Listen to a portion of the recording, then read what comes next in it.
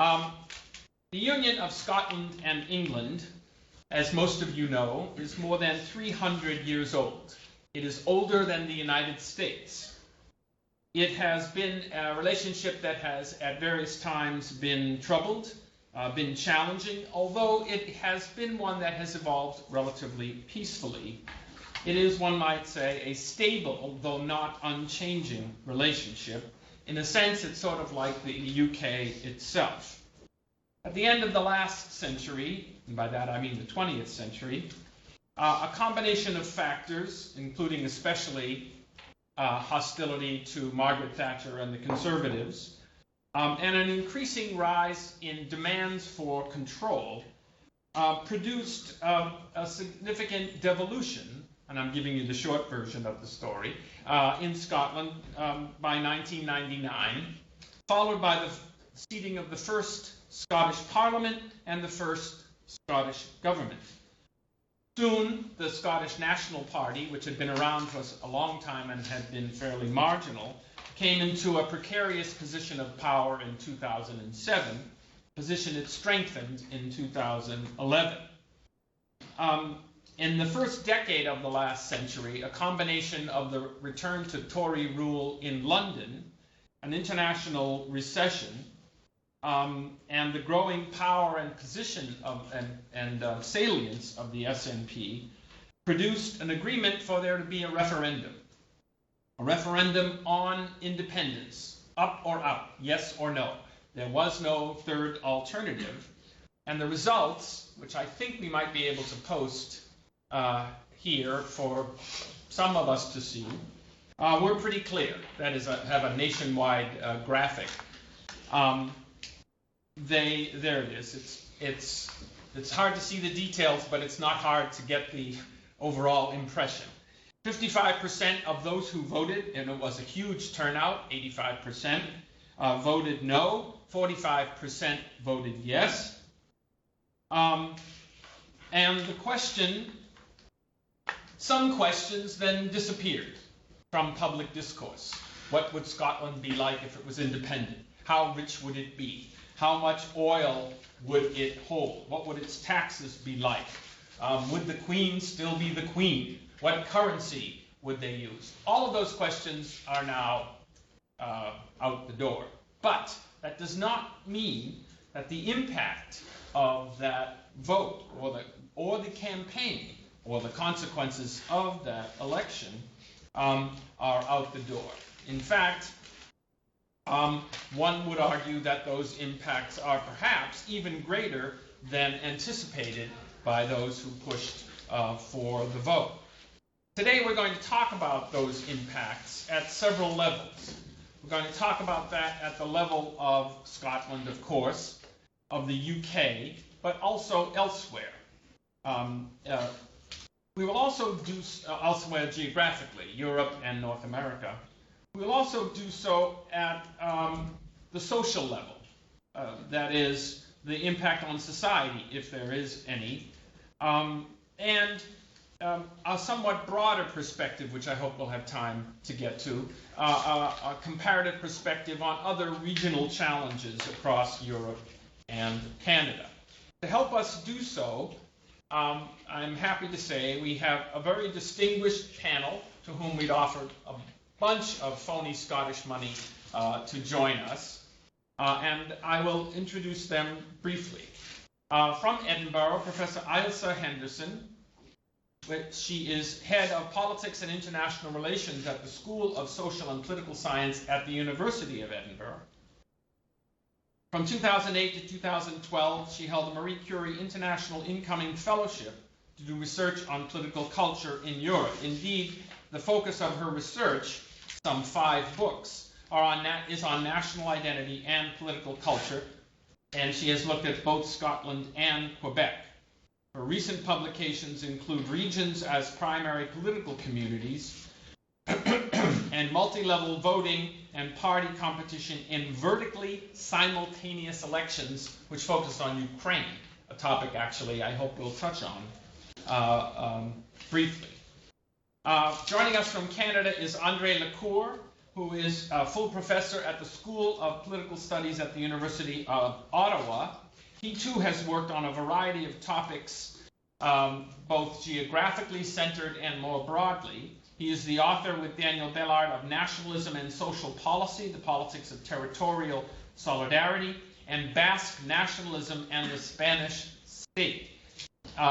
He has also edited a volume on nationalism and democracy, and his most recent article is Sub-State Nationalism in the Western World, Explaining Continued Appeal, and that certainly is a topic that comes up today.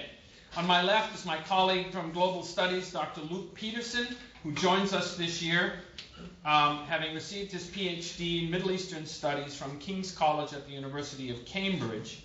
He has lived and taught in the United Kingdom for many years, though the focus of his work is actually not the United Kingdom, but the Middle East. And I will invite him to make whatever comments he would like to make, either on comparability of the Middle East or what it was like to be on the ground in the face of this turbulent and not finished process. I regret to say that my colleague Guy Peters, whom we hoped would join us, who is the Falk Professor of American Government and Political Science, is sick and cannot join us. Okay, let me first ask the panelists to comment on the referendum itself. What explains the outcome, and especially such a lopsided outcome? The floor is yours. Ailsa. Would you want me to begin? I think I can unmute. There, am I unmuted? You can hear me now? Yes, we can hear you. Yes, perfect. Okay. In terms of whether the result was lopsided or not, I think if you told Yes Scotland that 2 years ago when they had the Edinburgh Agreement that they would be polling at 45%, they would have bitten your hands off. I think that they would have been very pleased with that. I think we can only really view it as lopsided if we were believing some of the polls in the last 2 weeks of the campaign.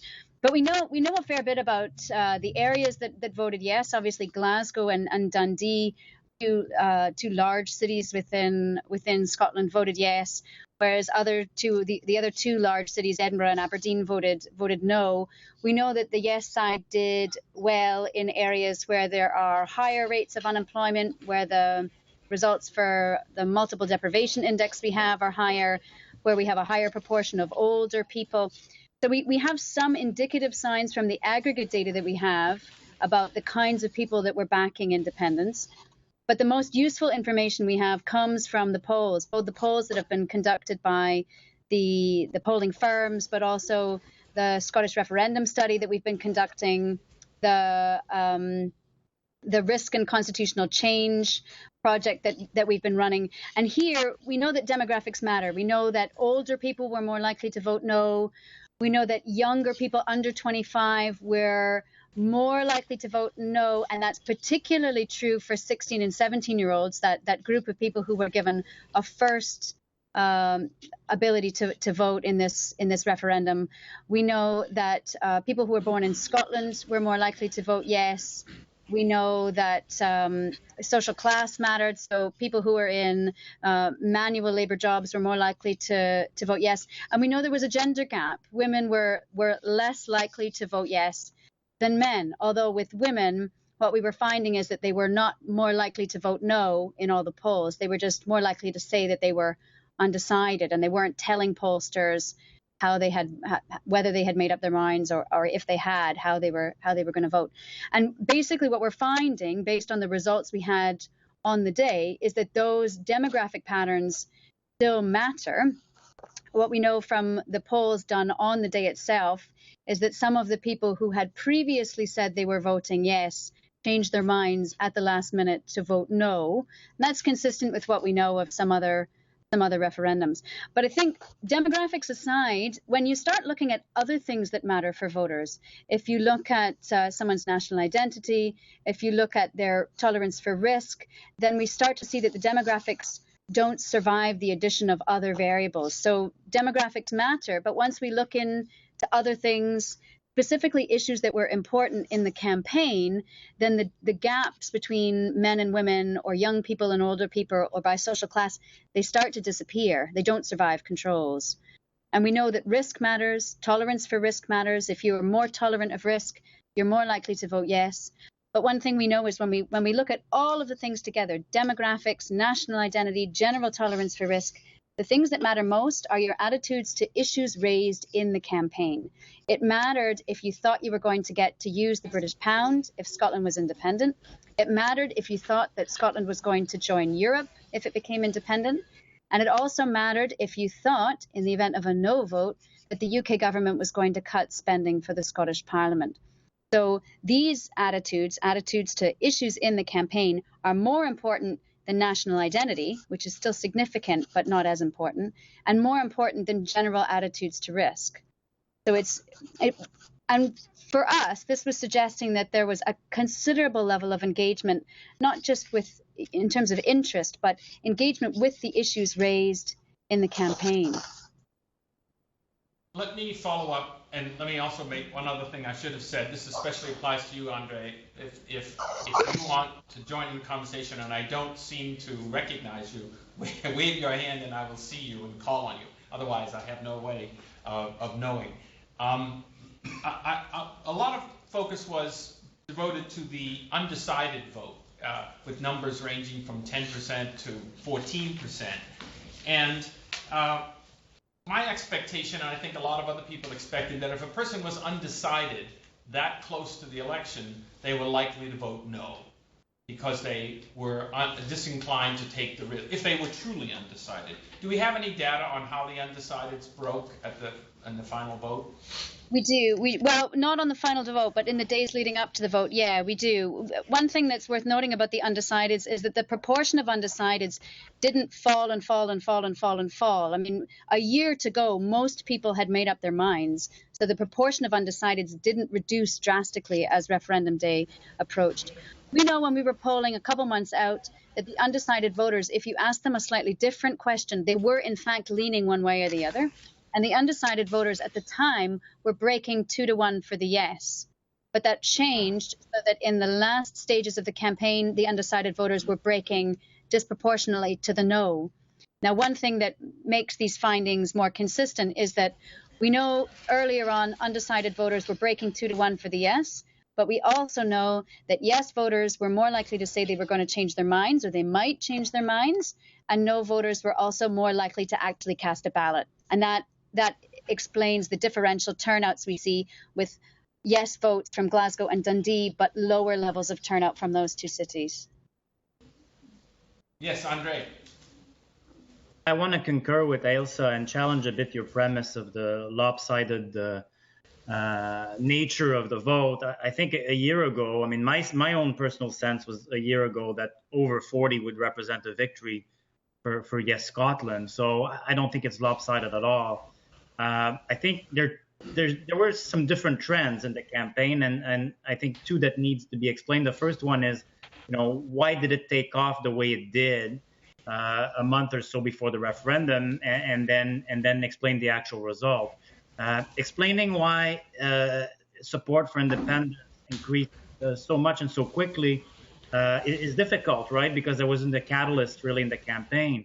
I think overall what this suggests to me is that it's difficult in these situations to defend the status quo. It's difficult to not have anything to offer when the other side is offering independence and all the things that can go with it. And second, I think it's challenging also. It's probably not a good idea for these no camps to insist on the problems related to independence. It seems like the logical thing to do, but certainly I think that there were a lot of Scots who thought that the Better Together campaign was overly negative. And so probably those things contributed to the surge in support for independence. Now, why did it end up at 45? I do think that the last week mattered a lot. I think that the vow, like the promise of the three British party leaders, I think that made a big difference insofar as a lot of people could say, okay, we're going to vote no and still have change. I think that's really important. It should have been done much before, I think in May, June at least. So it came late and probably didn't have the effect that it could have had, but it probably was better than nothing for the Better Together campaign. And I think Gordon Brown was very important as well. I think that, maybe Ailsa has data on this, but my sense is he contributed to at least, push back some of the traditional labor voters back into the no camp, because we know that a lot of traditional labor voters that were considering voting for independence. So I think, and I was struck also by the fact that before that speech from Brown and his reappearance in the campaign, there was very little about Great Britain, right? And that's kind of a scenario that we're familiar with in Canada as well. Here, in the television debates, there was very little about Britishness, the advantages of Great Britain. There was debates over the currency and this and that. So I think there's probably a potential there of shared identity that wasn't exploited until the end. That was probably a mistake, I think, but I think it probably came just in time. I'm glad you mentioned identity, because I wanted to ask my colleague Luke Peterson to focus. You've studied identity, and one of the side stories here has been, let me paraphrase, something like, is there such a thing as a British identity? And is there such a thing in opposition to it as a Scottish identity? If someone asked you that about Ireland, for example, you wouldn't have any trouble answering that. But to what extent does identity make a difference, and may or may not trump other issues? Right. I mean, I think, and this supports what André just said, I think from my sources that you feel a lot of Scots resented the fact that the Yes campaign question their Scottishness if they were to vote no. And they felt at the same time that they had grown up in a culture and a society where they quite happily married a Scottish identity full of the history and the culture that is distinct with a British identity and all the things that come with that. And this referendum caused them to, force them to sort of question the workings of that and question the marriage of that. And then you had a great number of very proud Scots who would have identified as such, then having to question whether or not they were more Scottish or more British, and going to the polls in that representation. Have they committed a form of betrayal if their vote is no? If their vote is no on an intellectual basis, on an economic basis, we don't see the future, the currency issue, the EU membership issue, things that were very pertinent at the time of casting the ballot. And so I think there was some amount of resentment of the way that the married identities, for lack of a better term, were separated and placed against each other, placed at odds in the course of the campaign. As you just described, resenting his loyalty being called into question, but also conflicted, how would they vote? They voted anguished no's. Anguished no's, that's separate category. That's the term, right. It was a no that was pained, right. But I think ultimately no. And that's the sense that I got from my context in the last couple of weeks. Ailsa, you had your hand up before. Oh, yeah, it was. I would agree with that point entirely. I think identity didn't always play the role we expected it to play in determining people's preferences. In terms of what happened 1 month before the referendum, two things were key. One was that second debate between Alistair Darling and Alex Salmond, where Alistair Darling hadn't performed as well as he had in the first debate. He was seen to perform very well in that first debate, really had him on the ropes on the issue of currency. But when he tried to replay that argument in the second debate, it just didn't take. And it looked as if that was really all they had on the Better Together side. So there was that underperformance from Alistair Darling in the second debate. But the significant change was the decision of the Yes campaign to marry positive campaigning, which it had done throughout the entire year and a half leading up to the referendum, with negative campaigning about what would happen to Scotland if it stayed within the United Kingdom. And all of a sudden we started to get messages about spending cuts that would be coming. Are you really sure you're convinced that your universities would be safe, that your NHS would be safe? They say we're better together. Would we really be better together? And so this decision to have a positive message running parallel with a negative message was made in the last month of the campaign, and that's really when we started to see significant inroads into no support switching towards the EUCE. I'd like to ask you about a curious aspect, so you're probably best equipped to answer this. You indicated, and the polls indicated, that young people were inclined to vote yes, and all the way down to the 16-year-olds. And yet, it was their free university education, which is not available in England, which might have been in jeopardy by Scottish independence. So why were they nevertheless willing to vote yes? Two things. I mean, 25 to 44-year-olds were more likely to vote yes. Other groups were more likely to vote no, and that's particularly true for the 16 and 17-year-olds. There was an assumption that the 16 and 17-year-olds would basically be like 18 to 24-year-olds, but they're not. They're more British in orientation. They're more international in orientation, and so they were actually less likely to vote yes than their slightly older peers. In terms of education, the white paper made clear that it was the wish of any independent government run by the SNP that they would support free education, free, what I would call tertiary education, university education for young people. Now, there was no guarantee that an SNP government would be elected in an independent Scotland, but there were murmurs that in any written constitution there might be protections for free university education in that constitution. So I think that's why people felt that their future was in better hands in an independent Scotland, or some people did anyway. I want to stay with this issue for one more question. In a recent column in The Atlantic, Kate Engelhardt characterized this vote as the world's first referendum on inequality. And she wrote that if you look at land distribution, ownership, and other measures of inequality, Scotland was hugely unequal, even more so than the United Kingdom at large. And that therefore this vote would represent, to some extent, a reaction to that in general terms. Do you think that argument, do any of you think that argument has merit? Or was it forcing the topic du jour on a race that had to do with other things? Well, I'll speak to this a bit. I think it was the continuation of an older pattern that began during the march towards home rule, which is the notion that Scotland is a more egalitarian, a more social democratic society than England. And in fact, I think this is part of the definition of contemporary Scottish nationhood. So it's more than just about equality and inequality and left and right. I think it's that connection between those notions and what it means to be Scottish, and what it meant to be Scottish in the 1980s and early 1990s was opposing Thatcher. And what it meant to be Scottish here was, opposing the Tory-led government, right?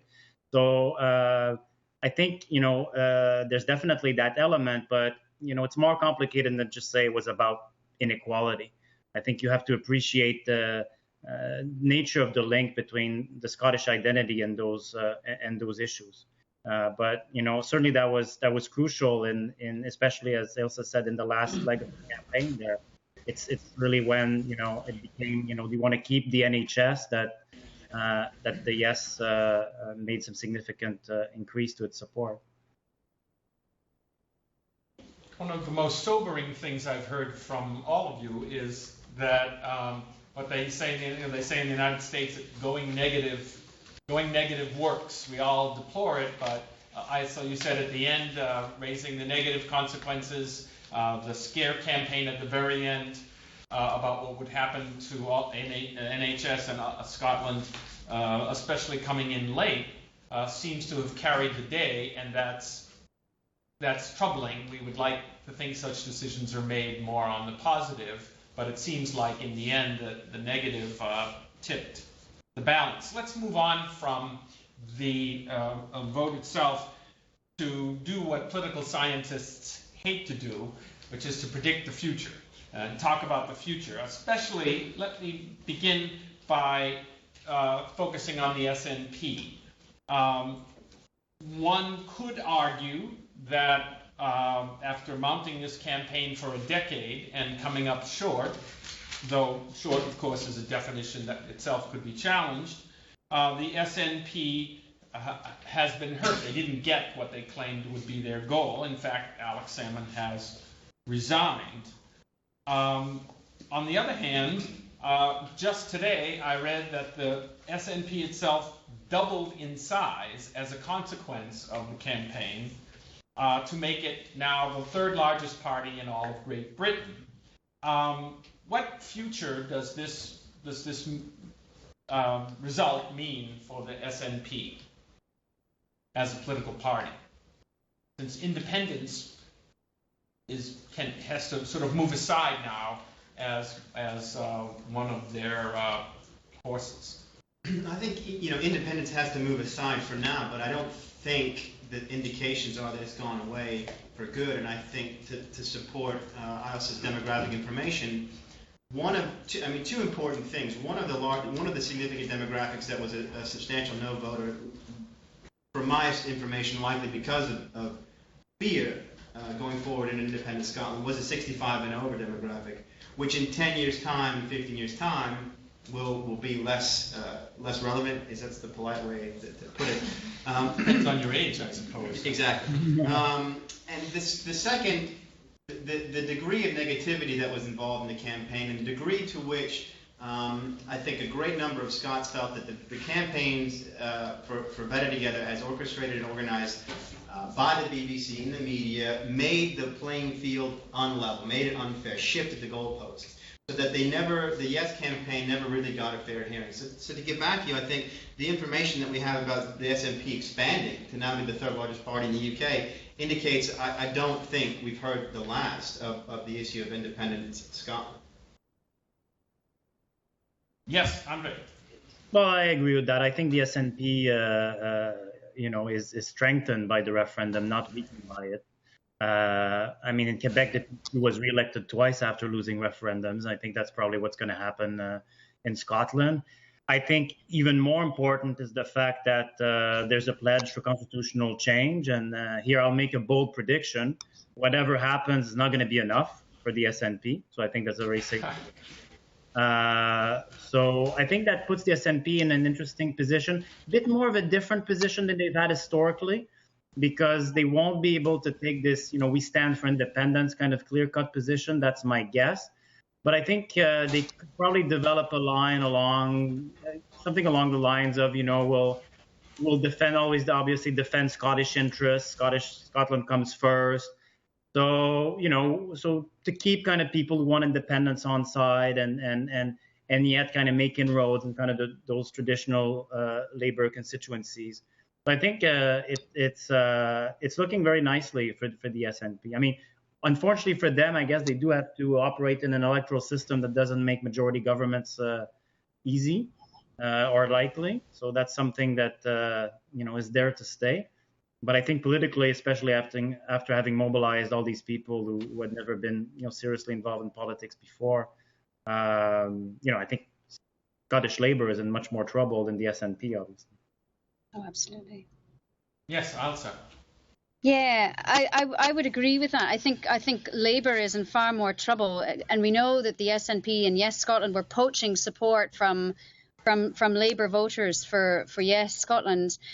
And also, they have had 5,000 new members sign up since the referendum. I think for the SNP, they're kind of caught now, though, in the same way that many pro-independence parties are caught if they seek to govern well. And certainly, this is something that has faced the Parti Québeqois. You govern, you try and achieve a government, you go in and you govern well, and by governing well, you almost undermine your argument for why independence is required. Because if you're able to govern well, if you're able to create new language legislation, if you're able to guarantee free education, if you're able to create policy that matches the wishes and values of your electorate, then people might start to think, well, if you're doing so well within the existing system, why do we need independence? But on the issue of the vow, I think that was an absolute. It could have gone badly, but I think it ended up being a masterstroke for the SNP, because before the Edinburgh Agreement, the UK government and the Scottish government had wanted different things in terms of the referendum. The Scottish government wanted the referendum far into the future. They wanted to have a say on the question. They wanted 16 and 17-year-olds to vote. They wanted 3 options on the ballot. And the UK government wanted it sooner. They wanted the usual franchise. They wanted to set the question, and they wanted only 2 options on the ballot. And somehow they arrived in an agreement where they got everything the Scottish government wanted except for that 3-option referendum. And the argument of the UK government at the time was that it's completely inappropriate to have what is a multilateral issue. So further devolution would affect England, it would affect Wales, it would affect Northern Ireland. It's inappropriate to deal with that in a bilateral way between the Scottish electorate and the UK government. Therefore, we can't have a vote on that. But what the vow ended up being was almost a unilateral introduction of devolution more. And that poll, when that YouGov poll showed a majority support for yes, and there was a flurry of UK politicians coming up to Scotland and hurriedly coming up with a vow that was then given a completely unreasonable timetable by Gordon Brown, I mean, that effectively promised that middle option that would have won had it been on the ballot. So in the end, the SNP, we're assuming that they never really thought that they could win the referendum, that they assumed that the best that could happen would be more powers. Well, they've got exactly what they would have wanted, more powers for the Scottish Parliament. This is why I love this field, because you have somebody whose party lost, the leader resigned, but they got everything they wanted. Well, as you put it, they got everything they wanted. They got what looks to be, I want to come back to this in a minute, looks to be something like Devo Max or Mini Max, depending on how it comes out.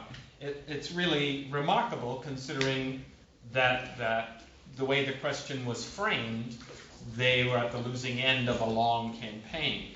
Before I go on to that, I want to raise with any one of you who wants to touch this, what the possible impact might be on other smaller parties who were also, some of whom were strongly in favor of independence, the Scottish Greens, the Socialists, the so-called radical independents. Do they now, given the mobilization of a wide variety of social groups and the strong vote, do they have a stronger role now in Scotland? Yeah, I mean, I think the Green parties picked up a couple hundred voters since the referendum, and one function of the electoral system in the Scottish Parliament is that it had already given these parties a voice in a way that they wouldn't have had if we didn't have the additional member system. So I think certainly the Green Party, its hand is strengthened. The Scottish Socialist Party, I'm not so sure. All right. Yeah, no, just to add to that, I mean, if yes. I think the Scottish Socialists are fairly marginal, and hearing the discourse of the Tommy Sheridan on television on referendum night probably means they're probably going to stay that way, right? It's from a very kind of far left section of the Scottish electorate. Nice, right. Interesting. Given your previous comment that a notion of equality is part of Scottish identity, that they would nevertheless reject so thoroughly a kind of socialist tradition. I mean, in the United States, we reject socialism, of course, but equality is not part of our national identity. No, I know, but all Scottish parties except the Tories are on the left, so it's already very crowded, right? Between the SNP, Labour, and the Liberal Democrats and the Greens, I mean, so there's not much room for another one on the far left. And even the Conservative Party supports Barnett. So, I mean, it's even the Conservative Party in Scotland is not exactly at the extreme ends of the right-wing spectrum. Before we move to a somewhat broader comparative perspective, I want to follow this line of thinking to follow up on what happens now. These negotiations, what are they likely to lead to? What are the implications for not just for Scotland, but for England and for the UK? First, let me pose this question, was this a panicked conservative government that gave away the store at the last minute and now has to back up a panicked promise with some really significant actions? I see you shaking your head. Yeah, I would describe it no other way. I think they were fairly complacent. I think part of the reason that they pushed for a 2-option referendum is they never in a million years thought that the yes side would win. And you know, we can't really blame them because support for independence for the past 30 years has been stuck at about a third. So, you know, we can understand why they might have thought that there was no way the yes side was going to win. I think that complacence, coupled with not really paying attention to what was going on in the campaign, didn't really help very much. But that's why we had this rushed vow and this very rushed timetable. I think the addition of English votes for English laws, what we've been calling EVEL, EVEL, I think the support for that was actually a very clever play by the Conservative Party, because the Conservative Party knows it would be very difficult for any Labour Party to form a majority government if it couldn't ever rely on the support of votes from Scottish MPs and Welsh MPs. So, you know, in the press, they've been talking about whether this was a very un-prime ministerial thing for David Cameron to do, or whether this was just him recognizing that the union had to adapt and to change. But he's clearly got UKIP at his right, you know, going on about English nationalism and how we have to pay attention to England and how we have to stop giving all of this away to Scotland and to Wales. So he's clearly paying attention to the fortunes of his party as much as he is the fortunes of the UK as an asymmetrical devolved state. Do any of you think that Cameron will pay a price in the parliamentary elections for what you just described? André? I know that wasn't what you were going to say. Yeah, no, my sense is no. I mean, you know, the Tories have certainly can't pay a price in Scotland unless he loses his sole MP. And I'm not sure that this still registers so importantly in England that the Conservatives would be hurt by the vow, which is a tripartite promise anyway, right? So there's good protection for that, you know. And I just wanted to add a point also on the, you know, on the panic nature of the vow. I mean, you know, the last 2 secretaries of states for Scotland were here in Canada, in Ottawa, as well as other British civil servants. They met the former Canadian Prime Minister who was in power in '95 and all of this. And despite all of that, the scenario was identical. So I find that really shocking.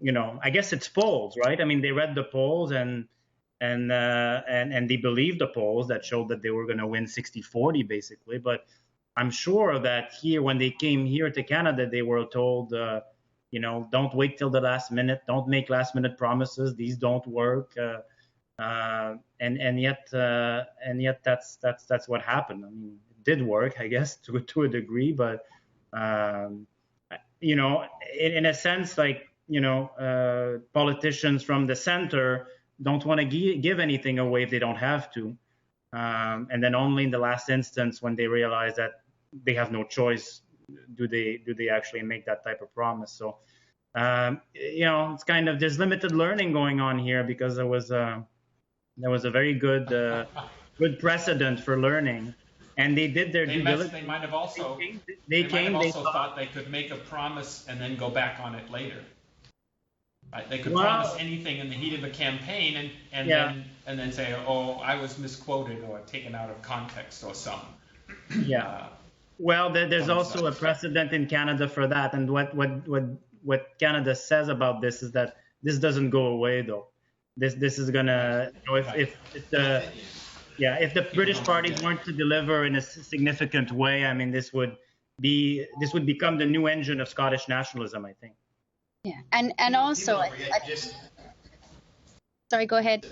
Sorry, I was just going to say, people don't forget, just ask Nick Clegg, right? I mean, he's consistently reminded of the Lib Dem promises that were unfulfilled. And I think it's a part of the panic nature that you see regarding the vow, and regarding, as Ailsa put it, the really hurried nature of London politicians racing up to Scotland to show how much we are in fact together as a union can be expressed by the fact that whatever happened both on the yes and no side, I think there was enough sentiment from Scotland and enough sentiment from around the other parts of the union that expressed that no one is particularly happy with Westminster. No one is particularly happy with the way the economy is shaping up, with the way the cost of living is exploding, with the way that wages are stagnating, with the way that services are being ripped away from people. You hear consistent reports about people who are on benefits being being left aside, left alone, being left to sort of, in some cases, die on their own. And so even amongst those who thought that Scottish independence was a bad idea throughout the Union, there's no love, really, for the current government, the current state of affairs. So, yeah, there's panic. I mean, I think that's an accurate way to describe it.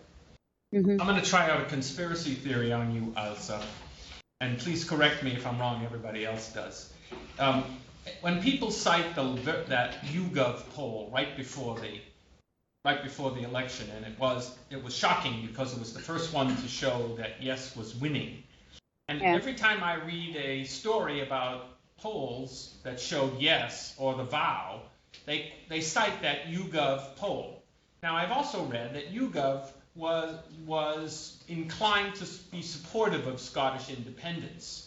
Now, maybe I've been in the United States studying U.S. politics for too long, but isn't there a possibility here that YouGov got it wrong, or maybe on purpose got it wrong and panicked the Conservative government, and they gave away the store for no reason?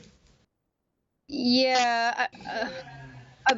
On the vow, before that, I would say we still don't know whether the vow actually worked, so we still have to wait to see whether voters responded to that.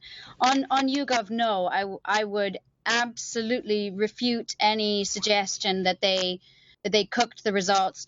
YouGov, a leading figure in YouGov is Peter Kellner. He's got ties to the Conservative Party. I don't think that he would have been leading an organization that was partisan in any one way. It's a well-respected polling firm. And it is viewed as being neutral. It has typically been polling with results that typically showed greater support for the no.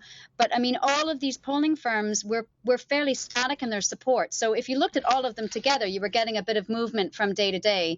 But if you looked within the polls, they were fairly flatline, and that was also true of YouGov. But you know, we're dealing with non-probability samples on online panels, particularly with YouGov. The online panels had been surveyed and surveyed and surveyed so often. I mean, we went to them and asked if they could survey 4,000 people and have, fresh bodies, as it were. And we're told, well, we can give you maybe 3,000 who we've surveyed before and maybe 1,000 who are fresh. So, if we were to devise an experiment where we wanted to know what the impact of political information was on people's levels of sophistication, we would design an experiment that would look like what the pollsters had been doing, which was interviewing and re-interviewing people over and over again. So no, I would say, we get these polls every once in a while, these rogue polls that show slightly different results. It wasn't the only one that showed a lead for the yes at one time or another, but I would absolutely say that it was not intentionally attempting to drum up business for itself or stir up, political panic. Okay. Defense of a poll by a pollster, I get it. Okay. Let's return to this question of devolution. Will there be not just further devolution of powers to Scotland, but the creation of greater English power? This reference to the West Lothian question. That is, why do the Scots get to vote on things that affect them, but they also get to vote on things that affect the English, while the English don't get to vote on things that affect Scotland? How powerful is that? Did you ever meet anybody who raised that issue before this poll? And will this drive a kind of devolution elsewhere in the UK? There didn't seem to be a lot of concern about that amongst the English public that I encountered, no. But that's not to say that this sort of the trend of devolution in the UK and perhaps across Europe, and André might know this better than I do, might actually be pushed forward to other sectors of national or ethnic separation that feel that power center really doesn't represent them any longer, if it ever did. and to sort of follow what the comments made previously, I think, one of the things about the Union of 1707 was that it was, was really orchestrated, and one of the things about the vote that made sort of patriotic, independent, and educated Scots really resent having to vote no, or resent this competition between identities, was that it was an elite structure. It was a structure created from the top down, and this referendum was a structure created from the bottom up. And so you could feel the real sort of excitement about grabbing onto something that was egalitarian, and as André has testified, this is a really significant component of Scottish identity. Don't other identities and other national identities, if not state identities, national identities, have a similar component? And might this also be carried on to other parts of Europe? I think that's certainly possible. As it happens, that was a question I was going to pose. I'm reading over your shoulder. Because some people have said that while this was about Scottish issues, what you really saw here was a kind of a version of populism. That you had people voting against Brussels in, let's say, in France or in Austria, people voting against London, people in general falling behind a kind of populist argument, which, by the way, has clearly not waned. We saw the recent elections of Sweden Democrats in Sweden, the two Länder in Germany, where the Deutschland alternative has done very well, not in power, and of course the UKIP in England itself. To what extent is this a phenomena? And let me start with you, André, because you know the Quebec situation. Were there any similarities that we can draw from this that you made reference to the earlier pledges? In Quebec, they often refer to it as the never-endum, that it hasn't gone away. And I wonder if we're likely to see that. And are there any comparisons at all to be drawn from the two cases? Yeah, for sure. I mean, I think that I think a referendum will always be a possibility, and I think the SNP wants to keep that politically. I mean, I think that's that's what kind of triggers the stock of the never-endum. It's just that it's not that there's always one plan, is that it's never off the table, and I think that's going to be part of the Scottish political future now. It's never going to be off the table, right?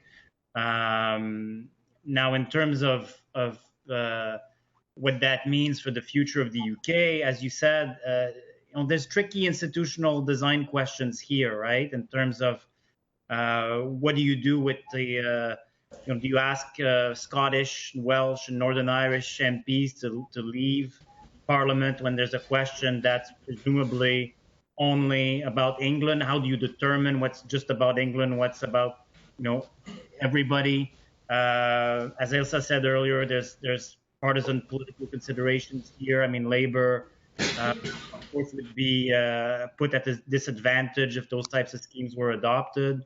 And I think the issue of the never-endum obviously depends a lot on what is done, and it's very tricky what needs to be done in Westminster, especially if we're looking at a very short period of time. In all likelihood, there probably won't be anything precise and significant before the next general election. So, there's going to be lots for the SNP to mobilize Scots on, I think, because as I said before, whatever happens, it's going to fall short of SNP expectations anyway. Mm-hmm. Mm-hmm. Ailsa, do you think there are implications for this for what you might call nationalist English parties? I mean, would strategists in UKIP say, well, we should assert not only Britain within the EU, but England within Britain? Yeah, I mean, that's a good question. What we've been, I don't think the result of the referendum will have sparked a new English nationalism, because we've been running this Future of England survey for a few years now, and we were tracking this before. There has been a resurgence in English national identity, a support for some measure of control for England, some sort of an English parliament. We have for a while in England, we had more support for English independence than we had for Scottish independence in Scotland. There's no support for English regions to have parliaments as such, but we've been seeing this, and the voice of that Englishness has largely been UKIP rather than the Conservative Party. So the UK Independence Party is perhaps the worst named party in British politics, because it is fundamentally, it portrays itself to be an English nationalist party. Now, it has managed to win seats in other parts of the UK, but English nationalism does appear to be one of its main messages. And I think the results will give it material for certainly the 2015 UK general election. I'm going to take advantage of two of my visiting colleagues, both of whom come from countries where there have been powerful, shall we say, regional, if not secessionist movements, and ask them to extrapolate on whether there's any comparison. Gabriella Sabatelli is visiting us from Italy. She's a visiting scholar in our center. And I've already mentioned Başak Alpan, who is here from Middle East Technical University in Ankara. Gabriella, do you think there's any comparability to the past or future of South Tyrol? And will the election maybe spark those in South Tyrol who suggest we should get a vote too? Thank you for the question. Yeah, maybe in the past, during the past few years, there was some movement about the independence of South Tyrol, some political ideas about this independence, but now this is less perceived because it is under the movement of devolution in the constitution. So it is a little bit under the devolution matters of the. So we have a big debate about devolution and the new constitution. We modified the constitution in 2001, and we give them special power, that is special financial power. And this is a way in which we try to absorb this kind of movement. So they grew up, this new tension grew up only when there is a sort of centralization. Right. So if there is more centralization in the constitutional and in the political party, as we notice now during the economic crisis, right. There are a lot of movement toward the centralization of powers in Rome. So this try to eliminate this new tension in the political parties in the north. So there is this too. Right, tension. Yeah, yeah. Well, yeah. I think there's a good article on this, and if anybody uses this title, I'll come after you, called Preemptive Devolution. Sounds like if you preemptively devolve powers with a constitutional debate, or at least you drag it out, and as you said, you can preemptively sort of blunt. They have, according to the constitution, really special statute. Special, statutes. Yeah. In the constitution, and this is a way in which they try to absorb this movement. Right.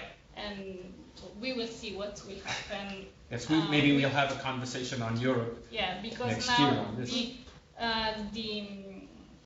The main idea is that every region is special, not only the South Tyrol or the Sicily.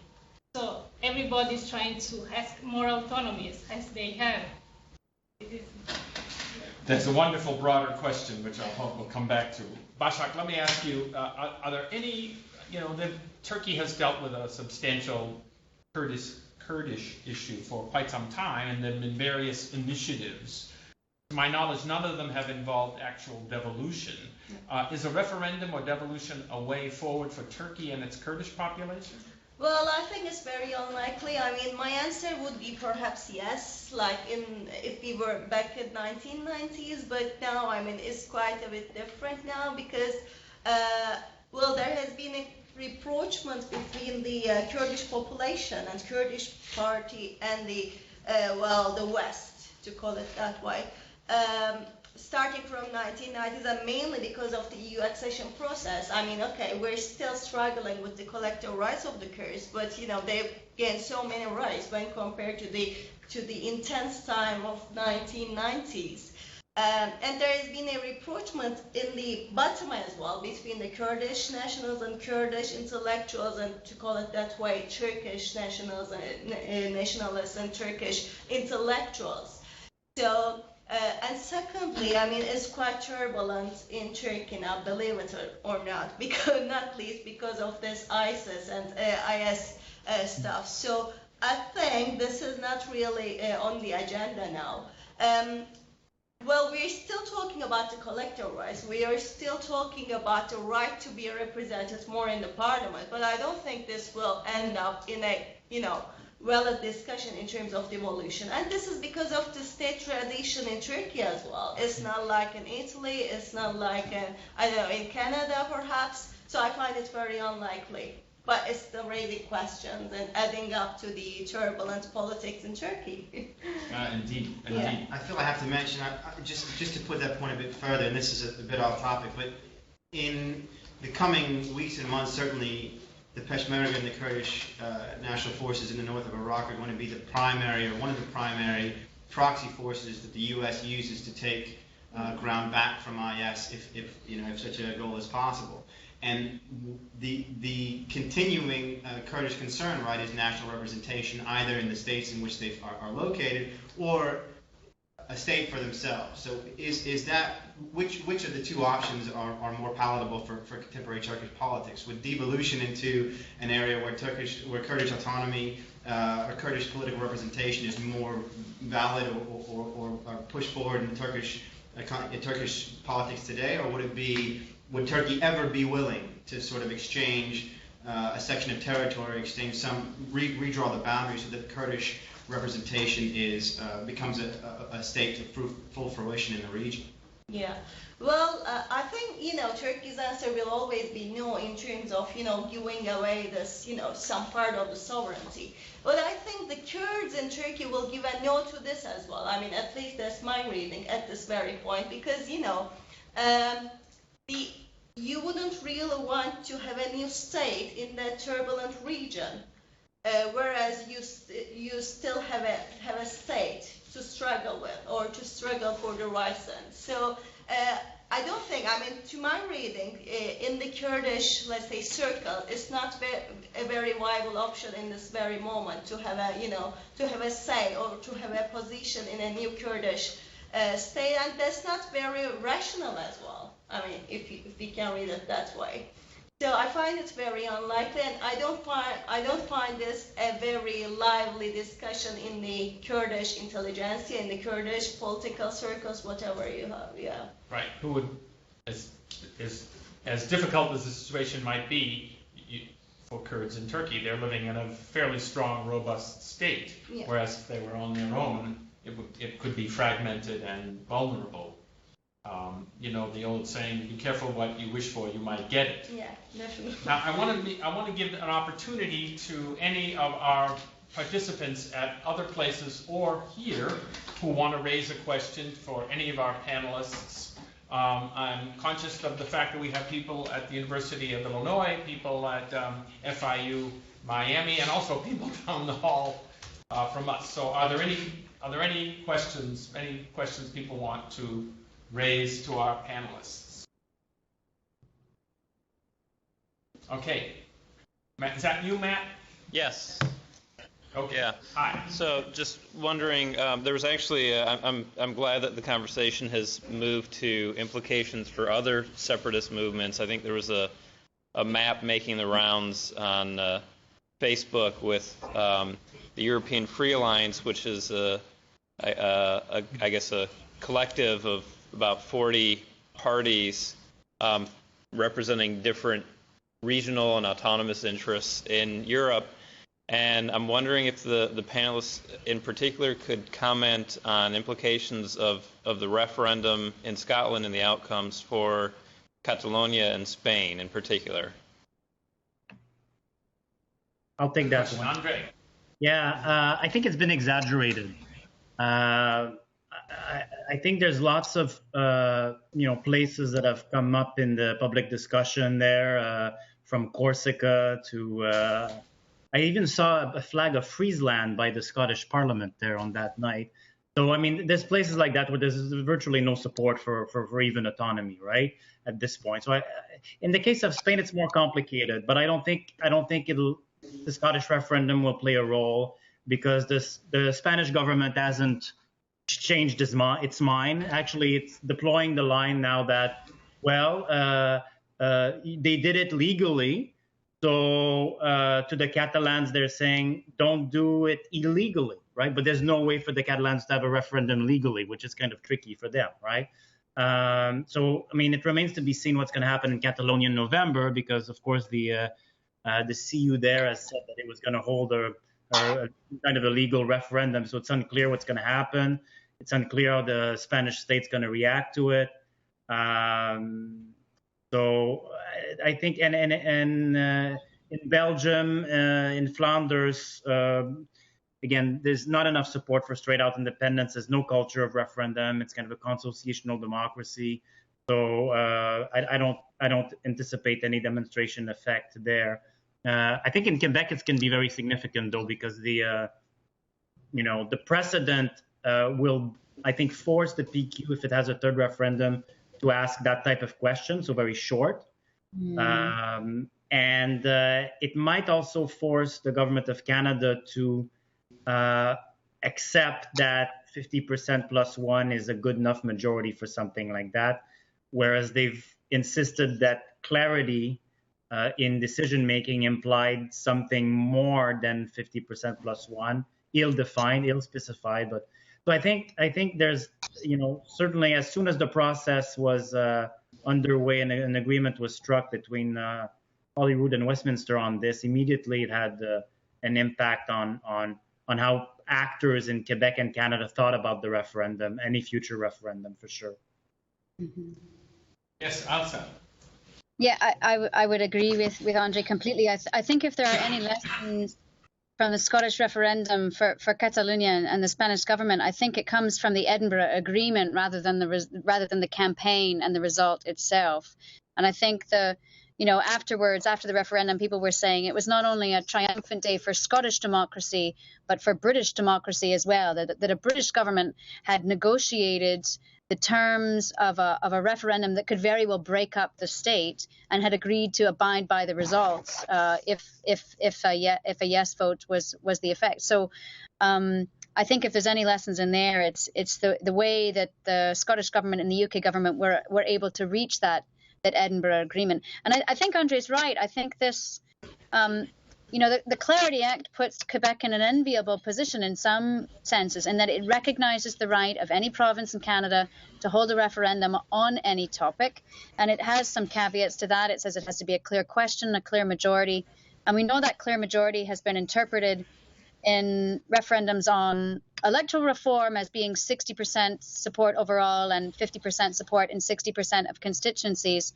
But I think, it is entirely possible that any third Quebec referendum would be held under 50% plus one. But I also think that, we would expect to see a very clear, a stark question like we did in Scotland. It was worse, actually, in Scotland to start with. It was something like, do you agree? And people were saying, well, the only thing that would be a stranger question would be, don't you agree, or don't you think that Scotland should be an independent country? So what they ended up with was a bit stark, but at least neutral, and didn't mention, separation from the UK. Don't you think that Scotland should separate, irrevocably from the UK?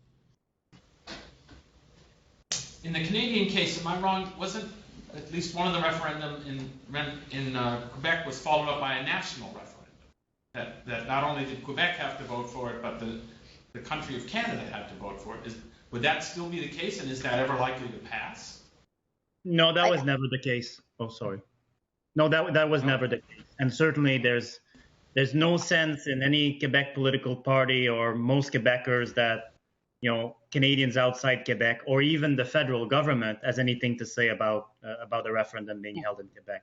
That would be the difficulty of kind of following the Scottish example, right? Because no Quebec party has accepted that it needs to negotiate anything with the federal government when it seeks to ask a question about the province's political future. So that would be a main equivalent of the agreement. There'd be no equivalent of the Edinburgh.